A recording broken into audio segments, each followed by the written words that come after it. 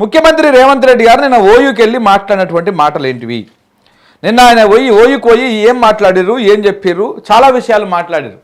నిన్న మనం ఒక్కసారి అబ్జర్వ్ చేస్తే ముఖ్యమంత్రి గారు మాట్లాడినటువంటి మాటలు ఆ తరీకా అబ్జర్వ్ చేస్తే ఫస్ట్ పోగానేమో నేను ఓపెన్గా చెప్తా ఉన్నా, నా దగ్గర రూపాయి పైసలు లేదు, పంచుదామంటే భూమి లేదు, ఇద్దామంటే పైసలు లేవు, మా పరిస్థితి అర్థం చేసుకొని మీరు కూడా పేదరికంగానే అడుగుతందుకు ప్రయత్నాలు చేస్తూ ఉన్నారు అన్నట్టుగానే పోగానే ఫస్ట్ మాట్లాడిండు.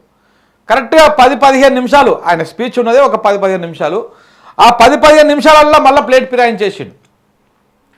ప్లేట్ ఫిరాయించేసి ఏమని చెప్తా ఉన్నారు, మళ్ళీ నేను డిసెంబర్లో వస్తా, డిసెంబర్లో వచ్చి ఎన్ని వేల కోట్లు కావాలంటే అన్ని వేల కోట్లు ఇస్తా అని చెప్పేసి మళ్ళీ మాట్లాడు. అంటే దీని వెనకాల ఉన్నటువంటి అర్థం ఏంటిది అంటే ఆయన ఏం చెప్పదలుచుకున్నాడు, ఏం మాట్లాడాల్చుకున్నాడో ఈ విషయాల గురించి ఒకసారి డిస్కస్ చేసేటువంటి ప్రయత్నం చేద్దాం. ఫస్ట్ ముఖ్యమంత్రి గారు మాట్లాడినటువంటి మాటలు చూద్దాం. ఈ రోజు నేను ఉన్న వాస్తవం మీ దగ్గర చెప్పదలుచుకున్నా. చెప్పండి. నా దగ్గర పంచడానికి భూములు లేవు, మిమ్మల్ని ధనవంతులు చేయడానికి ఖజానా ఖాళీగా ఉన్నది, ఖజానా ఒట్టిపోయి ఉన్నది, భూములేమో లేవు, పంపకాలు జరిగిపోయినాయి. ఈ రోజు తెలంగాణలో 1,50,00,000 ఎకరాల వ్యవసాయ యోగ్యమైన భూములు ఉంటే 96% చిన్న సన్నకారు రైతులే, అంటే ఎకరము 2 ఎకరాలు 3 ఎకరాలే. ఇప్పుడు అగ్రికల్చర్ సీలింగ్ యాక్ట్ తెచ్చినా నేను గుంజుకోవడానికి గజం కాదు కదా, ఇంచు భూమి కూడా లేదు. ఎగ్జాక్ట్లీ. సరే, ఈయన మాట్లాడినటువంటి ప్రతి మాటకు ఒక వాస్తవం బయటకు వస్తూ ఉంది. గతంలో కేసీఆర్ రైతు బంధు ఎకరానికి రైతు బంధు 5,000 రూపాయలు ఒక విడత కింద 10,000 రూపాయలు సంవత్సరానికి ఇచ్చేవాడు. 10,000 రూపాయలు ఇస్తే రేవంత్ రెడ్డి గారు, కాంగ్రెస్ పార్టీ, ఇతర నాయకులు అందరూ కలిసి ఏమని ప్రచారం చేసేవాళ్ళు, కేసీఆర్ 100 ఎకరాలు ఉన్నోళ్లకు ఈ రైతు బంధు ఇస్తూ ఉన్నాడు, 1000 ఎకరాలు ఉన్నోళ్లకు రైతు బంధు ఇస్తూ ఉన్నాడు, ఇట్లా 500 ఎకరాలు ఉన్నోళ్లకు రైతు బంధు ఇస్తూ ఉన్నాడు, మొత్తము సంపదను మొత్తం దోష పెడతా ఉన్నాడు అని చెప్పేసి మాట్లాడారు. గతంలో మాట్లాడిన మాటలు ఇవన్నీ, మనం చెప్పే మాటలు కాదు. ఏంది వీళ్ళు అధికారంలోకి రాకముందుకు. ఇప్పుడేం చెప్తా ఉన్నాడు రేవంత్ రెడ్డి గారు, ఉన్నటువంటి రైతులల్లా 96% మంది రైతులు చిన్న సన్నకారు రైతులే. చిన్న సన్నకారు రైతులే అంటే ఎకరము, అద్దెకరం, 2 ఎకరాలు, 3 ఎకరాలు, 5 ఎకరాల లోపల ఉన్నటువంటి వాళ్ళందరూ కూడా చిన్న సన్నకారు రైతుల కిందకే వస్తారు. 5 ఎకరాల లోపల ఉన్నటువంటి వాళ్ళందరూ కూడా చిన్న సన్నకారు రైతుల కిందకే వస్తారు. అట్లా 5 ఎకరాలు, 2 ఎకరాలు, 3 ఎకరాలు, అద్దెకరం ఉన్నటువంటి రైతులు, ఉన్నటువంటి మొత్తం రైతులలో 96% మంది రైతులు ఉన్నారు. మరిగా అప్పుడు మీరు మాట్లాడినటువంటి మాటలన్నీ అబద్ధాలే కదా. మొన్నటిదాకా రైతు బంధు మీద రాళ్లకు, రప్పలకు, గుట్టలకు, చెట్టుకు, పుట్టకు, 100 ఎకరాలైనకు, 1000 ఎకరాలైనకు, 200 ఎకరాలైనకు పైసలు ఇస్తున్నారు అని చెప్పేసి మొన్నటిదాకా ఎన్ని ముచ్చట్లు చెప్పారు మీరు. ఇవాళ అధికారంలోకి వచ్చినాక మీరు చెప్తున్నటువంటి ముచ్చట ఏంటిది అంటే, అధికారంలో ఉన్నప్పుడు ఒక మాట, అధికారంలో రాకముందుకు ఒక మాట. అధికారంలో రాకముందుకు ఇష్టం వచ్చినట్టు అబద్ధాలు చెప్పాలి, ప్రజలను బురిడి కొట్టించాలి. కేసీఆర్ 10,000 ఇస్తున్నాడు, అవ్వా నేను వస్తే 15,000 ఇస్తా అని చెప్పాలి, ప్రజలకు నమ్మించాలి. అధికారంలోకి వచ్చినాక ఆ 10,000 పోతాయి, ఈ 15,000 పోతాయి, ఏవి రాకుండా 2-3 సార్లు ఎగ్గొట్టాలి. ఇగో ఇప్పుడు వేదిక కాని వేదికల మీద అసలు ఆ వేదికకు దీనికి సంబంధం లేదు, భూములకు ఈ వ్యవహారానికి సంబంధం లేదు, కానీ అక్కడికి పోయి ఈ ముచ్చట్లు మాట్లాడాలి. సరే, మాట్లాడితే ఇట్లా వాస్తవాన్ని తెలుస్తాయి, మనలాంటి వాళ్ళు చెప్తారు కొంతమంది ప్రజల కన్నా. సో కాబట్టి ఈ రకంగా 96% మంది రైతులు చిన్న సన్నకారు రైతులే ఉన్నారు అని చెప్పేసి నిన్న ముఖ్యమంత్రి గారు వారి నోటి నుంచి మాట్లాడడం జరిగింది. మరి గతంలో మీరు చేసిన ఆరోపణలు, ల్యాండ్ సీలింగ్ యాక్ట్ తీసుకొచ్చినా కానీ ఏడ కూడా భూమి లేదు, ఎవరి పేరు మీద కూడా 50 ఎకరాల కంటే ఎక్కువ భూములు లేవు, ఉన్న కమర్షియల్ ఉన్నాయి అని చెప్పేసి ఆయన నిన్న చెప్పడం జరిగింది. అంటే ఇవన్నిటి మాటల వెనకాల ఉన్నటువంటి అర్థం ఏంటిది?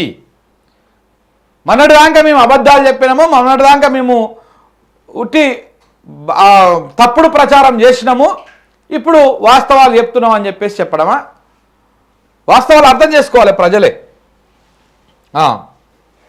అందుకే మా దళితులకు, మా గిరిజనులకు, మా బలైన వర్గాలకు, మా మైనారిటీ సోదరులకు, మా తమ్ముళ్లకు, మా చెల్లెళ్ళకు నా సూచన ఒక్కటే, మీరు ధనవంతులు కావాలి, మీరు గొప్ప వ్యక్తులు కావాలి అని అంటే రాష్ట్ర ప్రభుత్వం పంచడానికి భూములు లేవు, నింపడానికి ఖజానా లేదు.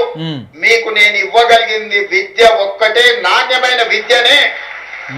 వెరీ గుడ్, మంచి మాట మాట్లాడారు. మీ తలరాతలను మారుస్తుంది.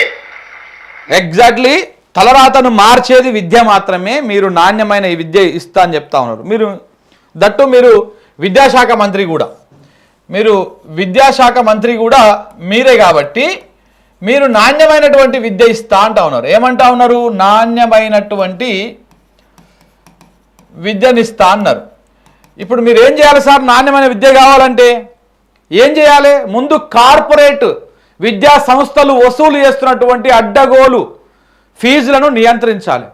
ఎక్కడ జరిగింది? 2 సంవత్సరాల నుంచి. మీరు వచ్చిన తర్వాత 2 అకాడమిక్ ఇయర్లు వచ్చినాయి కదా, తగ్గిందా ఏమన్నా? ఫీజు తగ్గిందా? ఫీజుకి ఒక సీలింగ్ పెట్టిర్రా?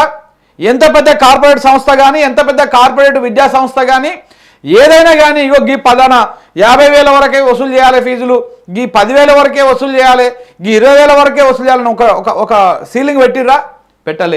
పెట్టే ధైర్యం చెయ్యడు కూడా. అది సాధ్యం కాని పని.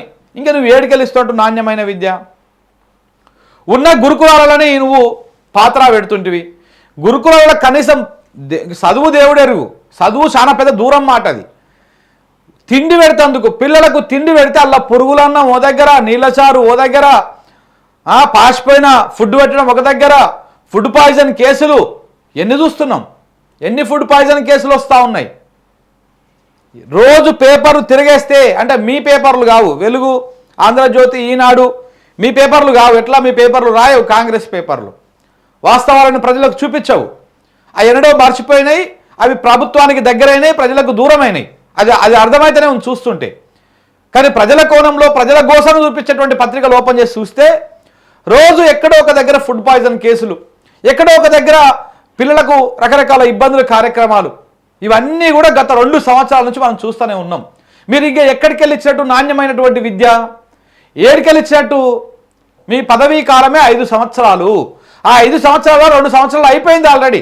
ఇంకా మిగిలింది కేవలం 3 సంవత్సరాలే. మీ మాటలు తప్ప ఎక్కడ చేతలు కనపడతా ఉన్నాయి? చేతలు ఎక్కడ కనపడతా ఉన్నాయి చెప్పాలి, సమాజానికి చెప్పాలి. ముఖ్యమంత్రి రేవంత్ రెడ్డి గారు నాణ్యమైన విద్య అందించడమే నేను చేయగలుగుతాను, నేను భూములు ఇవ్వలేను, నేను పైసలు ఇవ్వలేను, కానీ మీకు విద్యను అందిస్తా అన్నారు. అందిస్తా ఉన్నారు? కార్పొరేట్ సంస్థల ఫీజు నియంత్రణ లేదు. పోనీ ప్రభుత్వ స్కూళ్ళల్లో ఏమన్నా చక్కగా చదువు చెప్తున్నారు, చక్కగా ఫుడ్ పెడుతున్నారు, గురుకులాలను మంచిగా చూసుకుంటున్నారు అంటే అది లేదు.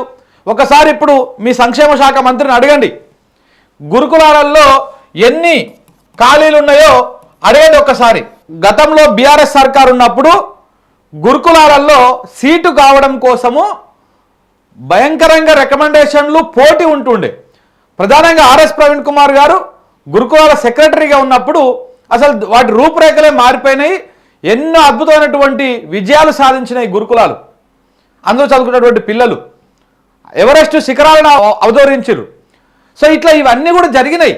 ఇప్పుడు ఏం చేస్తూ ఉన్నారు? ఏ గురుకులకు సీటు ఈజీగా దొరుకుతుంది. దొరకడంతో పాటు ఇప్పుడు ఆడ వారం రోజులు అయినాక పిల్లలు మేము ఆడ ఉండమొర్రో అని మొత్తుకుంటా ఉన్నారు. అలాంటి పర్యవేక్షణ, అలాంటి పరిస్థితులు కల్పించారు. ఇంకా మీరు ఏడుకెళ్ళిచ్చేట్టు నాణ్యమైనటువంటి విద్య మీరు ఎన్నిసార్లు చేసిరు ఈ సంవత్సరంలో? ఈ సంవత్సరంలో మీరు ఎన్నిసార్లు విద్యాశాఖ మీద రివ్యూ చేసిర్రు? మొన్ననే రీసెంట్గా తెలంగాణ పత్రిక రాసింది, మన పత్రిక. చూడండి ప్రజలారా, వీళ్ళ భాగవతం అంతా 2 రోజుల ముందు 2 రోజుల వెనక తిరిగి చూస్తే అర్థమైపోతుంది మొత్తం.